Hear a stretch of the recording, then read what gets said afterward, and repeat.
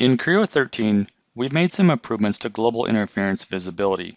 Some feedback that we heard from customers is it would be nice to have easy access to the model colors being turned on or off to help with seeing interferences.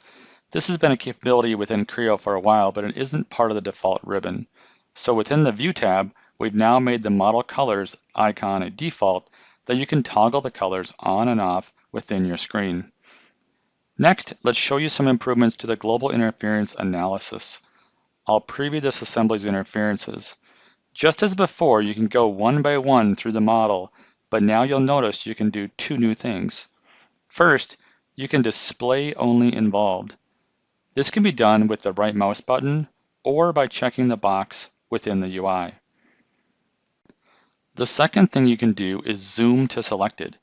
This is also done with the right mouse button or a selection in the UI. Sometimes an interference is too small to see, and by zoom to selected, you can quickly see what Creo is highlighting. Using these two actions together can help you clearly see the parts involved and the highlighted area. Lastly, you also have the option to select Show All.